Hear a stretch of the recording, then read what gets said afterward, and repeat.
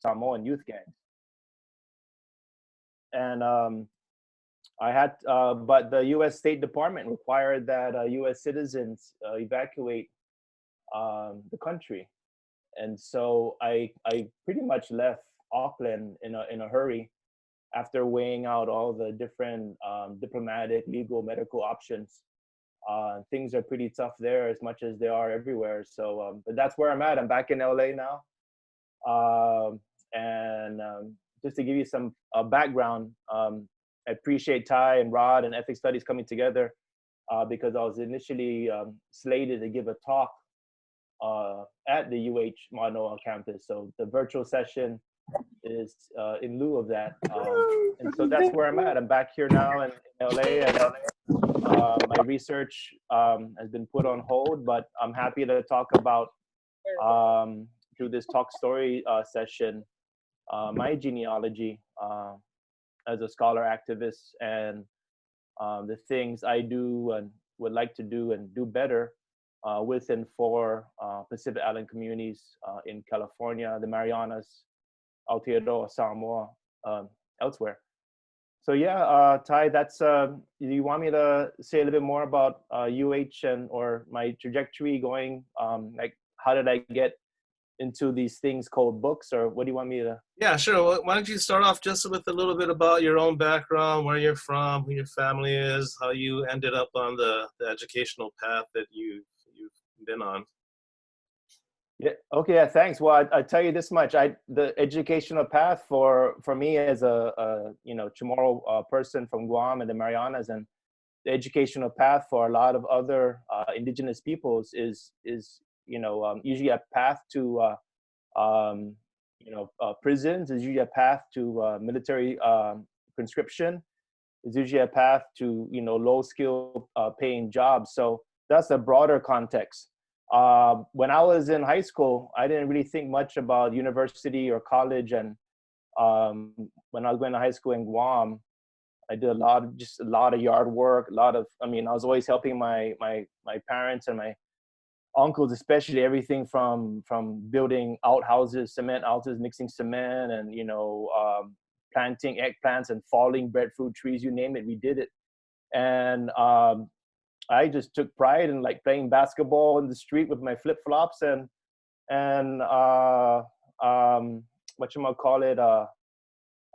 having the skill of taking on 20 dogs in the village and having rocks at your side or sticks at your side and how to fend off those dogs. If you're from those islands and dog means it's a different signifier from the dogs of LA and Beverly Hills, and you will understand.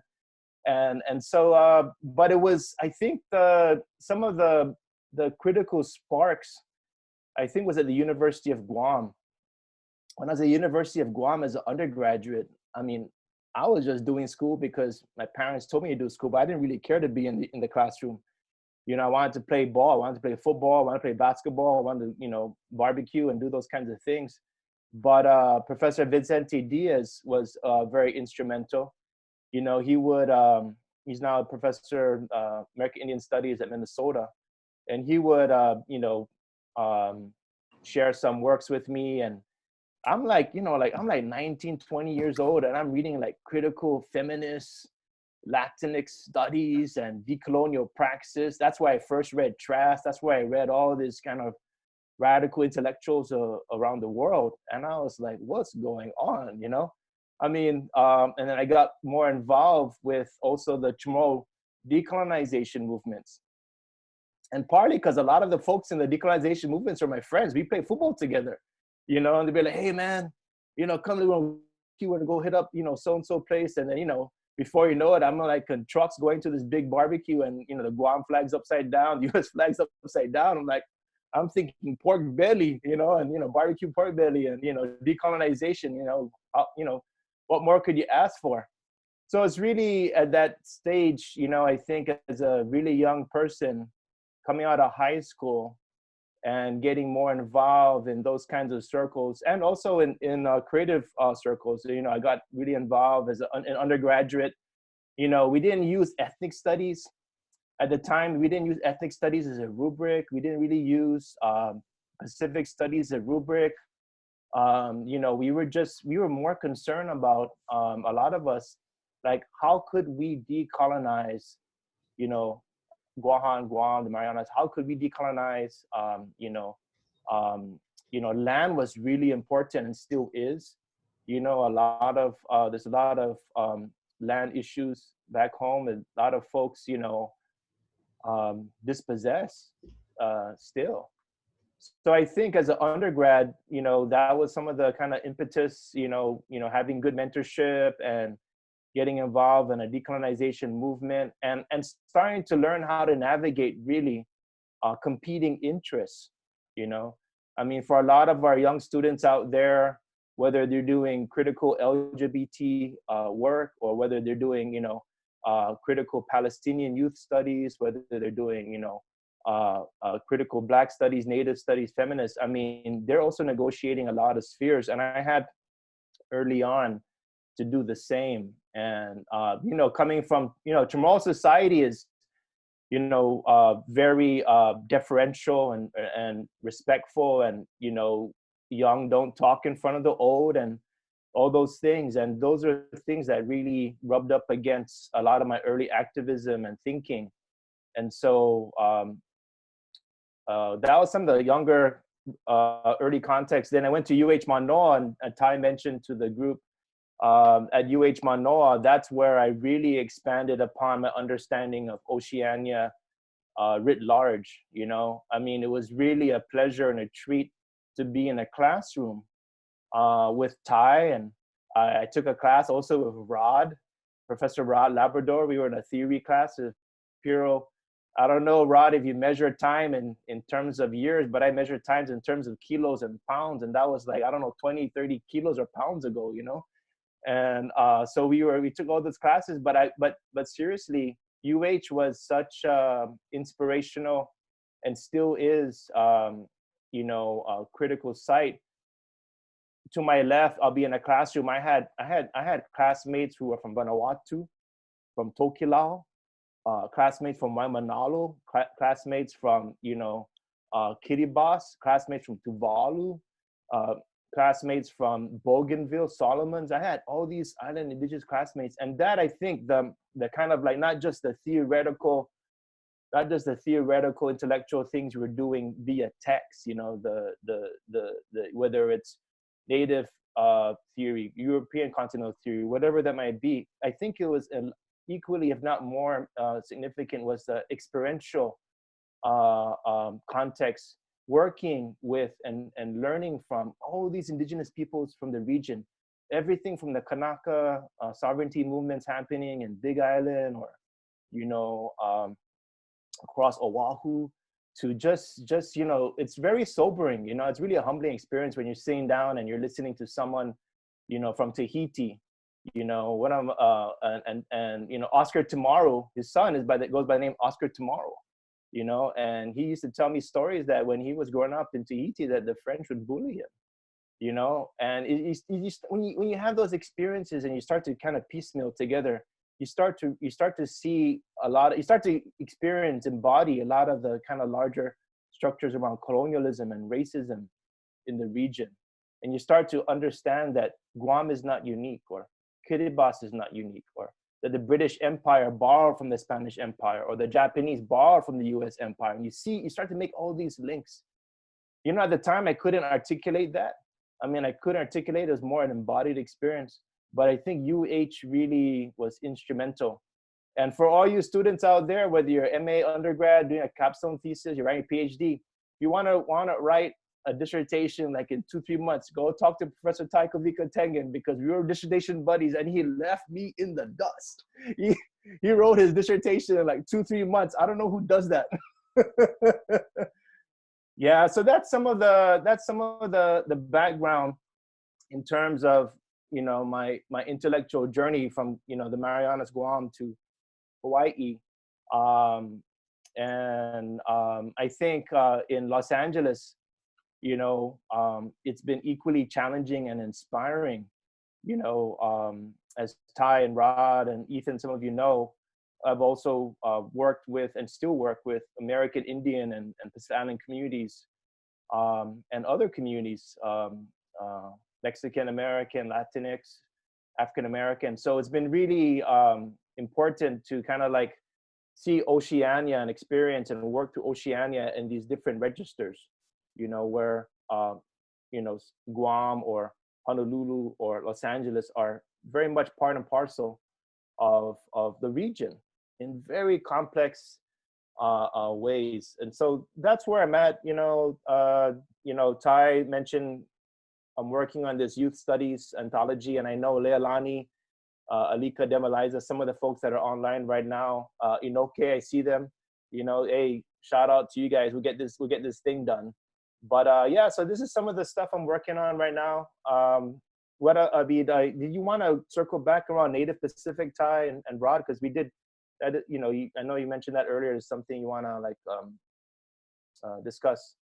Sure. Yeah. I think you actually hit on most of what I would expect you to think about in regards to the rubric of Native Pacific versus the embodied experience that is about decolonization and barbecue pork belly. Yeah. But I think that is a nice entry into thinking about what is this project that we're involved with in terms of engaging with oceanic communities and lands. To what extent do certain frames of Native Pacific or Pacific Islander or critical Pacific Islander or Oceania or Moana, and the list kind of goes on, do they signal different sorts of interventions? And I know for yourself, you, again, in your Amerasia piece, we're looking specifically at transoceanic flows and Pacific Islander interventions. But if you could just talk a little bit, I think it's really flowing from a lot of the points you've made already. What's at the core of this project when we're engaging with the Pacific, not just as, in some imaginations, a kind of empty space, but as a really productive and generative cultural, political realm that is beyond some of the dominant imaginations of the region. Yeah, thank you, Ty. I think,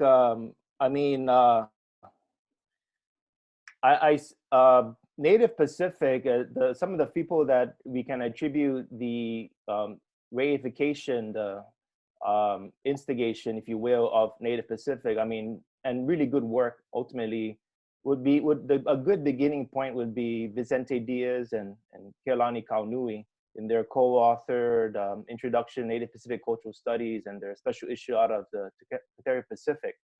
As a critical intervention into anthropology of the Pacific and history of the Pacific, and I think that's a really good beginning point where we can start to see Native Pacific gain this intellectual political currency, particularly in the U.S. professorate.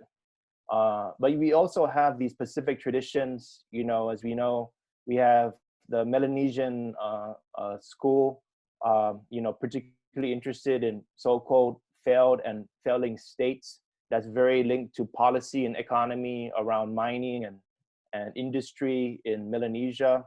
And so you might, in some ways there's critical layers there, but it's also an ongoing Orientalist genealogy with some Melanesian studies, not all. And then you have, in Aotearoa, but also greater so-called South Pacific Polynesia, Samoa, Fiji, even Australia, this Pacifica studies lens, right? And so there's, Talanoa methodologies coming out of Pacifica threads, a lot of Pacifica, work coming out of it. And I know Ty just recently co-edited an anthology of Matt Tomlinson on Mana. And, Mana, in part, a lot of the discussions are central to the Eastern Pacific and Pacifica communities. So you have, Pacifica studies, emerging, particularly late 90s in Auckland and in Wellington and Christchurch, through the centers there of Pacific studies.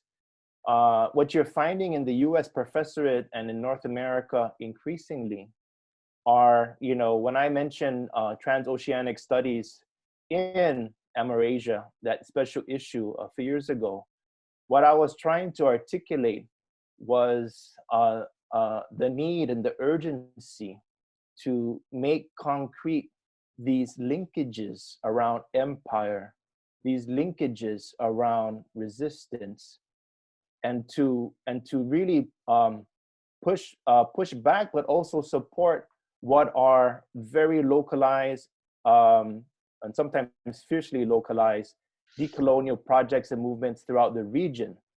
So when I said when I had specified transoceanic a few years ago, I was really trying to ask us what would happen if we held up comparative study of the Mao movement in Samoa, under New Zealand, but even earlier under Germany. And we held up the Mao movement with Native Hawaiian feminism, right? Or if we held up student organizing, Pacific Island student organizing, Filipino Samahang organizing, anti-Black organizing in San Francisco at San Francisco State University, right? With student protests in Wellington, in Aotearoa, New Zealand, around same sexuality and gay marriage. What would happen, And so I was opening up transoceanic. I was trying to theorize transoceanic as a way to ask these questions around linkages, around ruptures at a regional level, but still very sensitive to the local needs, indigenous needs of all these different sites, right? Because as Ty and Ra, a lot of us in Pacific studies know, whether Pacific studies anthropology, literature, or history, even political science trained, right? A lot of the monographs and those studies have been very site specific for very important reasons. And for a lot of the native scholars is because of decolonization of some sort, right? It's more, and so I think what you're also seeing, and I think what people are wrestling with intellectually and politically is, and remains, it's a question of where, when, and how the Pacific.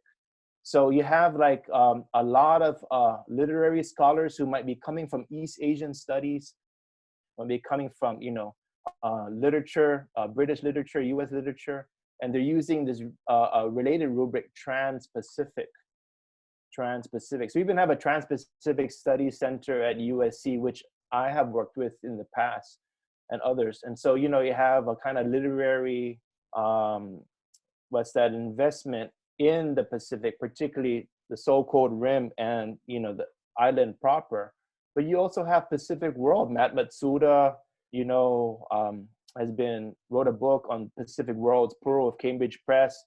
That's taking up speed. I mean, you see increasing history departments, hiring Pacific positions on the Pacific World, which engage and do not engage indigenous Oceania,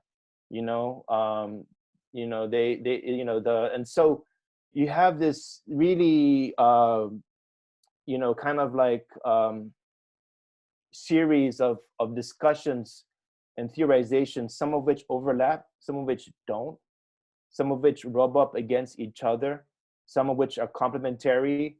And so, I think for us at UH Manoa with oceanic ethnic studies, I mean, there's a related tradition there. I mean, the question is how, where, and what is the Pacific? Where is this native Pacific? How do we articulate our very site-specific, but also global and regional concerns, right? And so, yeah, I think that's the short end of like transoceanic. I still is something I believe closely in, and it's helped me think and act in a lot of ways. And so, but I'm cautiously optimistic about the other threads. I'm cautiously optimistic about the other threads, and I'm always encouraging our colleagues in Trans-Pacific Studies and Pacific World Studies to engage more deeply indigenous Oceania, indigenous Hawaii, indigenous California. Keith, can you talk a little bit about, because you're talking about like these intellectual projects and political projects, can you talk maybe a little bit more specifically where you see the points of intersection and the points of conflict in kind of specific sites or specific kinds of interventions that people are having?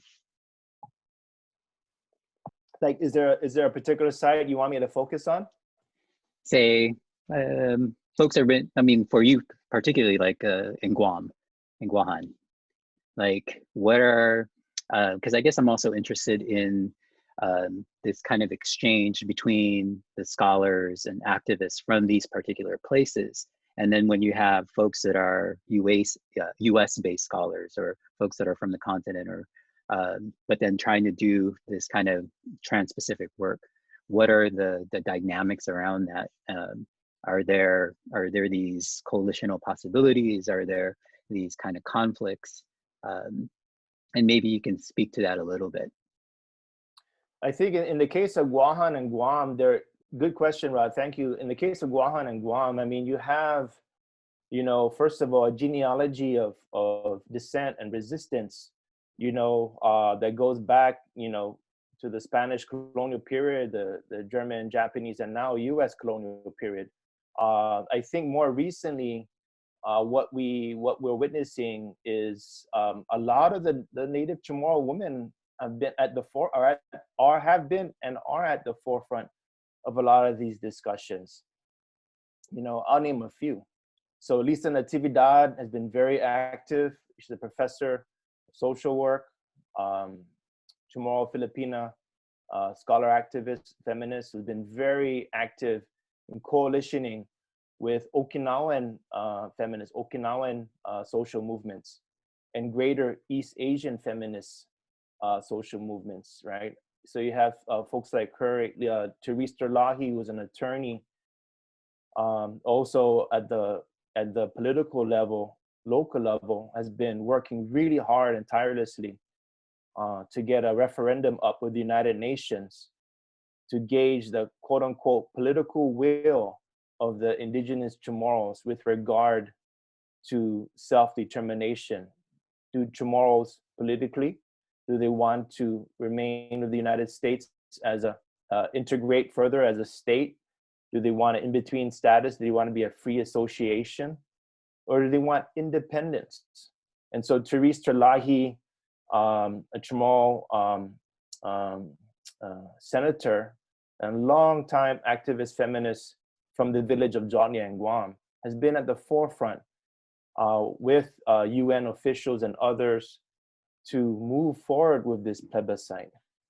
And then you have historians like Christine Taitano de Lyle from the village of Jigo in northern Guam, or Guahan, and she's a historian and has a book coming out right now called Placenta Politics, where she's theorizing placenta politics as a kind of indigenous feminism that's like and unlike the first, second, third wave feminisms. And what makes the placenta politics particularly distinct and urgent is Chamorro connectedness to the land.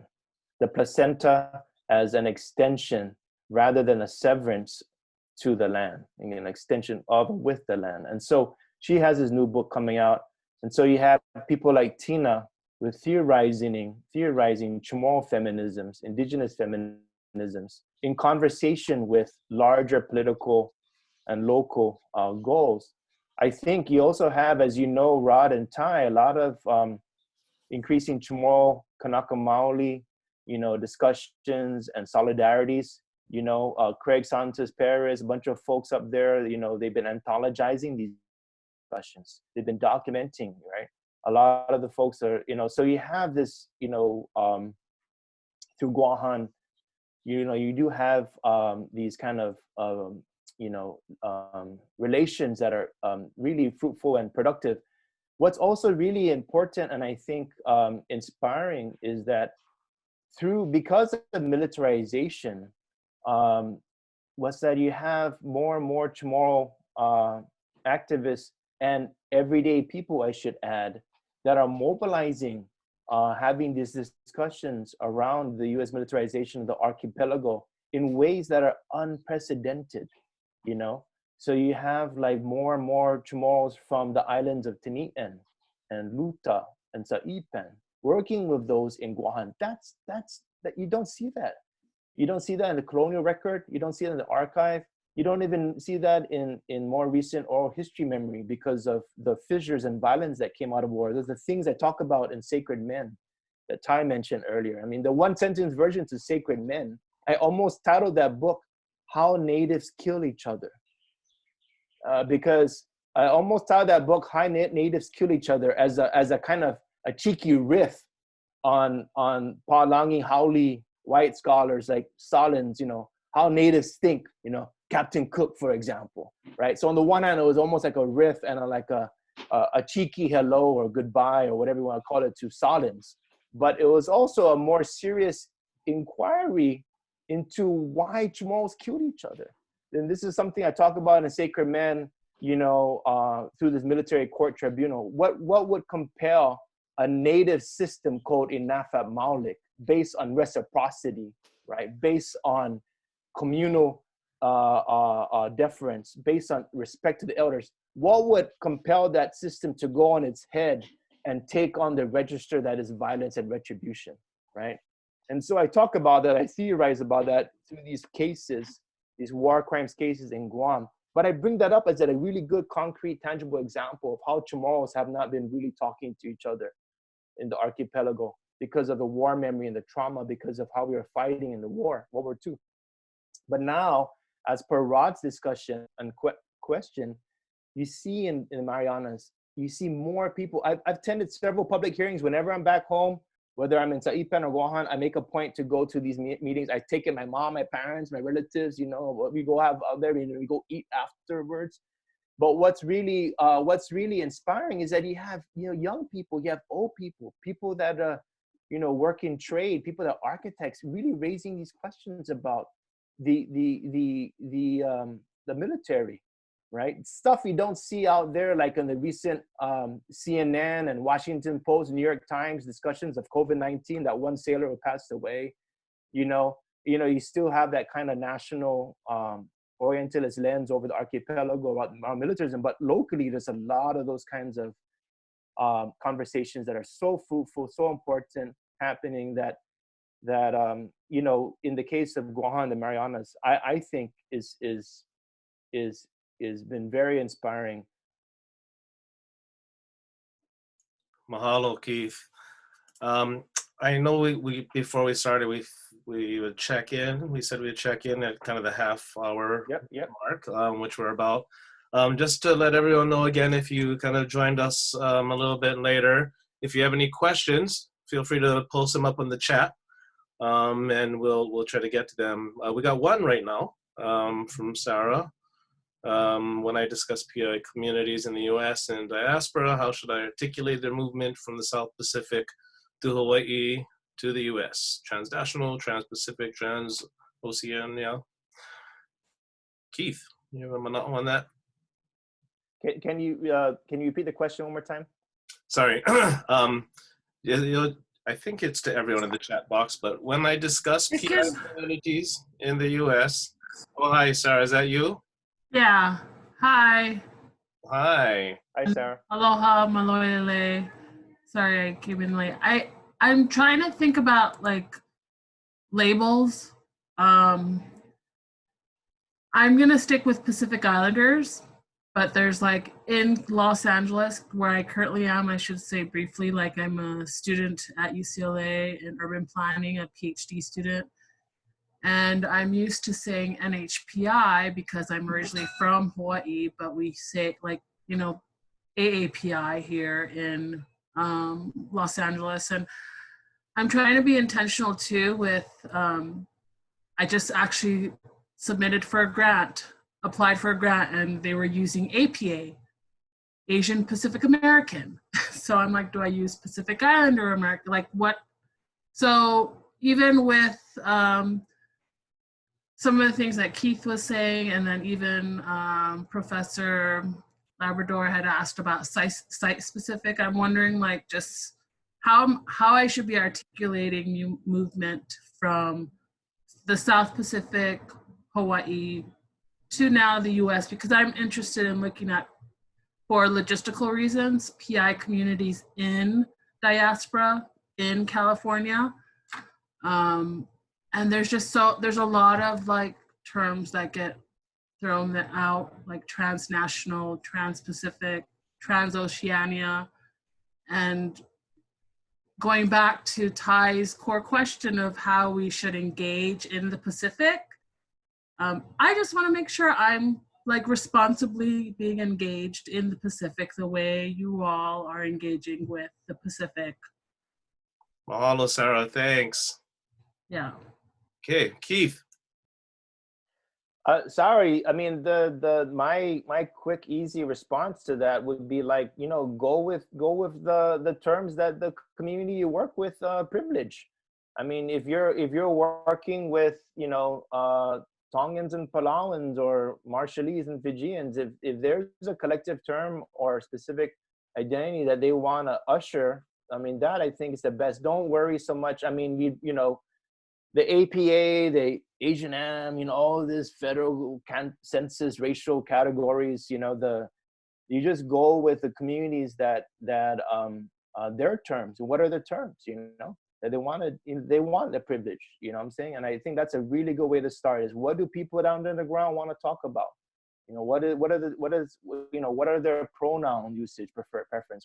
How do they, you know, what are the when they talk to policy people, what is a regional collective identity? I mean, I don't know. You know that because you're working with them more closely. So I will go first with ultimately what they privilege. And I think, as you know, Ty and Rod, a bunch of us who teach and research and organize, that's always been my basic rule. It's like what you learn in the classroom doesn't necessarily translate what's happening on the ground. And so a lot of times I had to, you know, as we say in LA, slow my roll. I have to slow my roll when I'm out there working with community organizers, you know, I mean, you know, and so you got to work with what are their vernaculars, what are their traditions, and privilege them as uneasy as it might make you feel.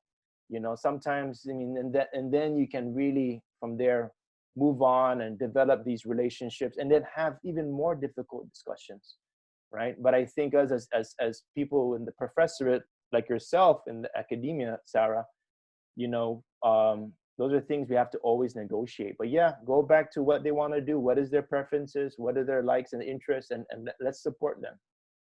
Mahalo, Keith. Let's see, Monisha, you want to just come in on this? Hi, everyone. Hey, Keith. So good to see you. Good morning. Good morning. I just wanted you to elaborate on the ways in which we're still using Trans-Pacific and Asian American studies. I'm sort of bumping against that in the special issue of Amerasia that we are editing. Sorry, I couldn't do it under your editorship. No, I'm a liberated man. You know, I feel like there's this tendency to just like jump straight over the Pacific when talking about Korea or Japan. And, you know, they do engage with imperial projects, especially US imperial projects. So, you know, if you could just elaborate on what you were saying about us engaging with indigenous, you know, Hawaii, indigenous Pacific, indigenous California. Yeah, I think there's several things happening there, Monisha, as we both know.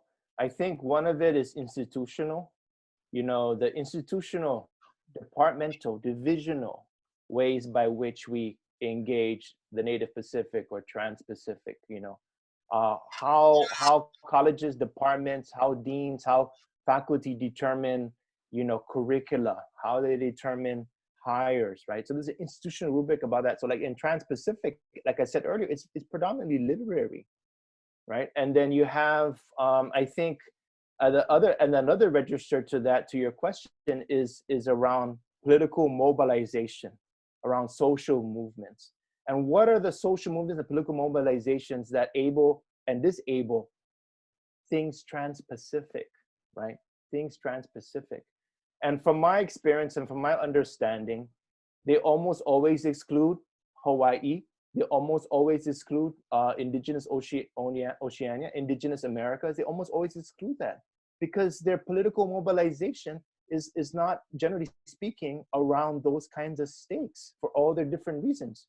You know, and their literary bias might be more around, you know, taking stock of through certain texts in Japan or in Korea or in certain Asian diasporas of a particular moment, but not necessarily things indigenous or things you know, indigenous and multi-ethnic.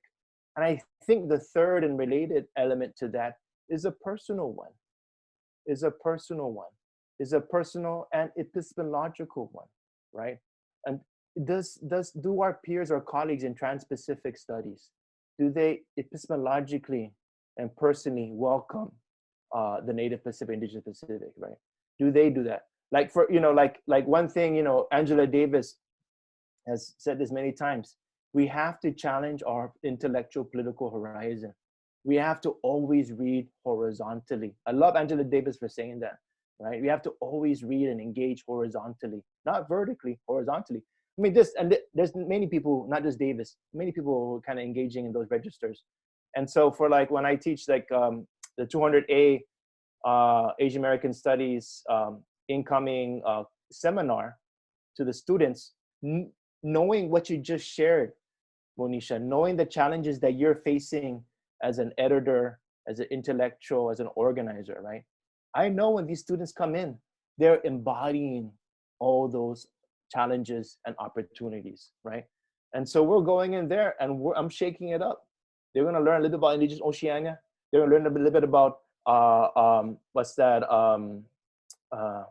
multi-sided feminisms. They're gonna learn a little bit about area studies, and they're gonna learn all about these things, you know. And I think it's gonna take a collective effort and will for a lot of us, like yourself, with this special issue being an example, to push back and to really inform and educate these folks, right? But it is always a challenge, and you know, I think that's where a lot of us, you know, in our positions around, particularly trans-Pacific, can be challenging sometimes, you know. Mahalo, Keith. Demaliza, you wanna talk? Yes, hi Keith, what's up? Yeah, I hope you're doing well. I did ask the question, so I'd love for you to talk more about Anaphomalic as abolition and decolonization in Guahan. So, you know, in my work, I am interested in the criminalization and punishment of oceanic youth in Hawaii. So I'd love for you to expand on, you know, like, how can we think of indigenous oceanic values as valuable to abolition and decolonization? And you know, maybe after you could talk about youth and what does that like mean to like hone in on that. Yeah. And I think Josephine, your question is kind of similar too. I know Keith and I have talked about this a little bit, but like, you know, like Anaphomalic is a central part of organizing circles back home in Guahan and also in Saipan and other parts of the Marianas. I specifically wanted to talk about like Keith, I know in your work you talk about historicizing how carceral regimes have been like enforced throughout the Marianas. So how does Anaphomalic work as abolition within that, but also how are like indigenous feminist organizations that we both know like countering that, like, and how does their definition of Anaphomalic kind of complicate that? And I know we've privately talked about this, but I wanted to hear your articulation of it in public, but also yeah, because I'm also part of these orgs, so I want to kind of think through this a bit more in like in my writing, but also in my activist work. So thank you, Demaliza. Thank you, Josephine. I think one tangible way by which I'm trying to understand your questions and really get at the heart of Anaphomalic today. Anaphomalic literally means to make good, right? It means to make good. If you know, it's something as simple as making sure everybody's fed and, you know, and reciprocating. That's Anaphomalic. And so Demaliza and Josephine, for the group, just to recap, are asking what is Anaphomalic? How can we perceive that as abolition or decolonization in Guahan? And you know, this is my shameless plug. We're in COVID-19 right now, but for the past 2 summers, I've directed this Guam travel study program. And I see Kyla and Jillian on the chat, you know, online. I think you're going to give a shout to some of the Guam travel study students. Jillian and Kyla and others who are on this travel study, please chime in, just chime in if you want about this thing, because you were at the forefront of, and Josephine as well, at the forefront of Inafat Maulik in action through this travel study. And so it was through the travel study that I was really trying to work with these community organizations in Guam of different registers and interests. And in doing so, we all found out that Inafat Maulik works very differently for different reasons for different groups, even among the Chamorro community. And Barry, I see Barry there online. Barry knows that the challenges, right? And so I think Inafat Maulik as abolition and decolonization, I think really comes down to, increased communication and increased support among the competing Chamorro groups in Guahan. That I feel like we need to support the individual and collective interests of our peers in Guahan to really mobilize further around, like say, abolition or decolonization. I don't think decolonization has been a rubric that has a lot of currency, but abolition, we're not there yet. And I say we're not there yet around abolition, particularly around the carceral and prison abolition in Guam, because there's still a lot of work. I think it has a lot to do with the labor of justice. A lot of folks' labor right now is on decolonization, demilitarization. A lot of people's labor is not really necessarily around prison abolition, if that's what you mean by abolition. Even though, as Josephine and some of you know, I was working with Films by Youth Inside. We teach incarcerated youth filmmaking skills in LA and in Hawaii and in Guam. And so that's part of our abolition movement. But I think as a kind of theoretical political praxis, abolition, I think, outside of a few folks and the work that Josephine and others are doing, hasn't really been fully fleshed out yet. Hasn't been really fully fleshed out yet. Mahalo. Daviana, did you want to ask your question?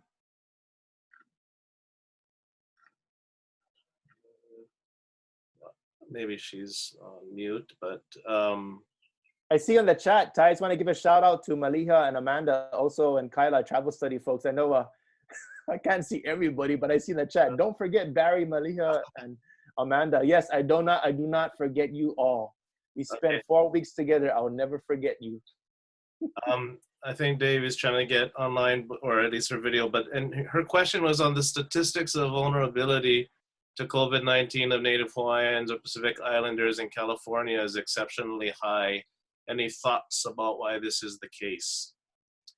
That's a great question, and if I can, defer to my friend and colleague, I see Calvin Chang online. And for some background information, Calvin Chang and many others are at the forefront of health policy. And Calvin has protested these very, unfair, uneven, even racist public policies, health policies in California. And he would know more. He can better address Daviana's question around COVID-19 and Pacific Islanders in California. So Calvin Chang, who's Kanaka Maoli. Calvin, can you chime in on that question, please? Aloha mai kako, can you hear me? So the CDC has identified numerous chronic health conditions that make certain communities much more greater at risk of being hospitalized and unfortunately dying from COVID. And among those conditions, it includes diseases like chronic heart disease, asthma, but also diabetes. And we know from the California Department of Public Health, the #1 cause of death for Native Hawaiians and Pacific Islanders in California is heart disease. But we also know that our community suffers from disproportionately high rates of diabetes and asthma. For asthma, I have to wonder whether or not that's more closely related to a lot of the communities where we're located, especially in dense areas with a lot of traffic and smog, surrounded by airports, highways, and oil refineries. But So there are a lot of underlying health conditions that our community was already suffering from that makes us, unfortunately, less well placed to deal with COVID. But that's just on a more surface level. Our community also has extremely high rates of uninsurance. And the fact that quite a few members of our community come from places where the places that render them ineligible to take advantage of a lot of the safety net systems that the US has when it comes to health insurance means that they have to worry about the costs of getting healthcare in ways that other communities don't. That could maybe drive them to stay away from getting treatment when they probably should. But a lot of it comes down to the racist institutions that have been making sure that our community has been unable to access affordable healthcare and unable to climb the economic ladder so that we can do a better job of having the resources our communities and families need in order to be able to have a fair chance to take care of ourselves. Mahalo, really appreciate that response. Great, some great conversation going on here. Keith, did you want to, I'm just trying to look if there's any. Okay, I don't see any other questions here popping up. If people do have any other questions, feel free to post them up. We got about 7 more minutes or so. I had a few questions just in general on different pedagogies and teaching in the class. You did mention the study abroad, but I know that you've also been involved with organizing with Pacific Islander students, and as was published in your edited volume and is also part of your Repin book. If you want to, could you say a little bit about what that entails to take on that role as a mentor in the academy and specifically for Pacific Islander students? Yeah, no problem. I mean, I think it's always a pleasure working with Pacific Islander students and supporting them and mentoring them, and really getting their work out there. And so I think as a teacher, you know, I feel like with a lot of our students, and this is across the board, having taught in Hawaii and in Guam, Guahan, I mean, a lot of our communities, you know, don't really like reading and writing. You know, a lot of our communities don't really care for books. But my response to that and my hook for our students is like, oh my goodness, you're all great storytellers. Just put it in writing. You know, you're all great storytellers. Oh my goodness, man, really your transitions, you know, your poetry, your illusion, you're all great storytellers, every one of you. And so I think once I get them hooked into seeing how their orature and orality can transliterate into things textual, things on paper, and they find a love for reading and writing in those ways. Once we get the hook, I think getting, you know, moving into publication, you know, getting into all those things is very easy, you know. And so it's a really good example of like privileging appreciation of form over content. You got to have them understand how these forms, whether talking, speaking, singing, dancing, and writing, constitute, that they really constitute themselves in their own ways, and they just have to embrace it. So I think at the pedagogical teaching level, you know, students who want to go out and should they want to, whether they're undergraduate or grad student, see something in writing, I'm there to help them.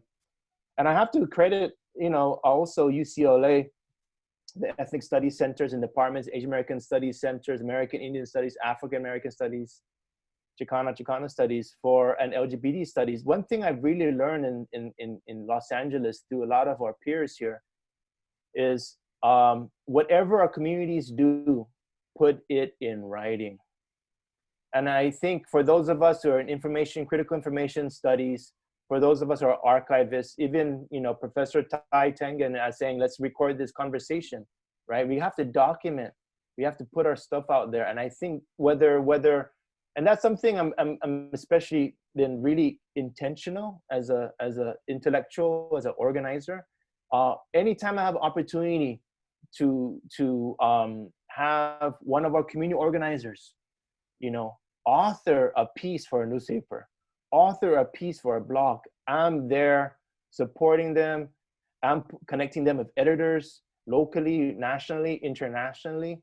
You know, I'm trying to get their stuff out there, just so we can, you know, elevate each other, get our work out there. And that's no different from, and I don't see a difference and a hierarchy between a peer review essay and a blog. I don't see, I think they're all critical interventions, given what Calvin said earlier and what, you know, Demaliza and Josephine inferred around the precarity of our communities, around the ongoing colonization of our communities out there. And so I think this is, you know, every effort to document is an act of resistance in that way. So yeah, no, I mean, it's you know, I mean, yeah, and I feel more and more, and that's what I did at Amerasia Journal.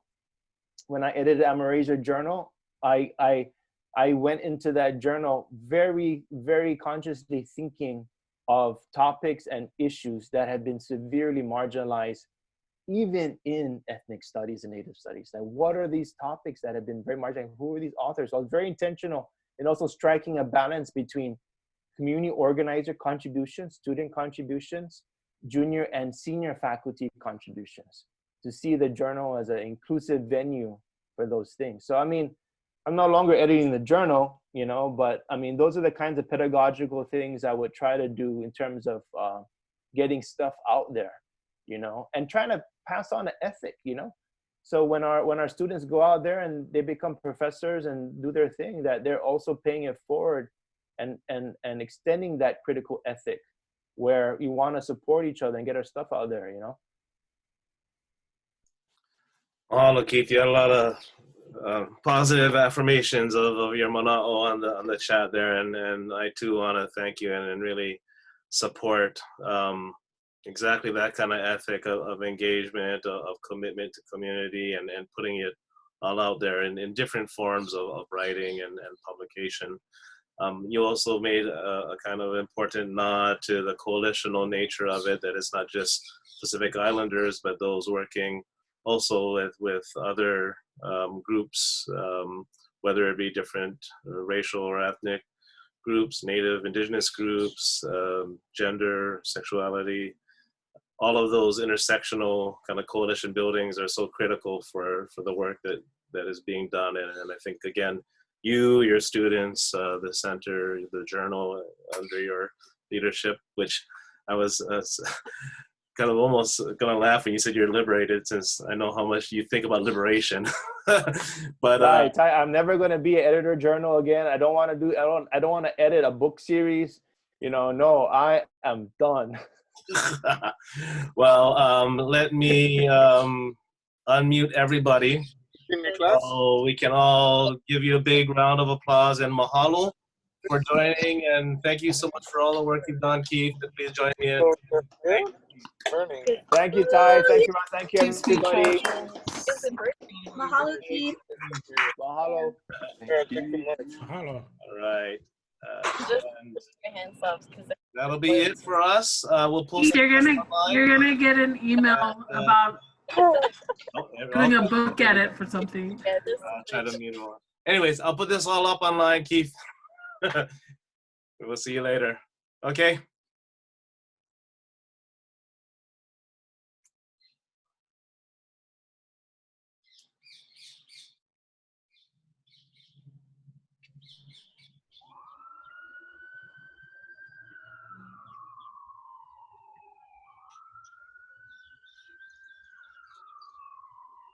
I'm trying to figure out how to save this. Rod, how do you save the chat? It'll be, I think it's part of the recording. It's part of the recording? It'll just show up? Yeah. It'll be down, I think it'll be downloaded. Oh, I see. Okay. Yeah. Okay. Yeah, there is a lot of stuff that came in this. Okay. There we go. Got it. All right. Thanks, Keith. All right, you guys. Thank you so much. Hi, Kyla. Yeah. Thank you, everybody. Have a great day. That was a great session. All right, man. Mahalo, mahalo nui. Mahalo.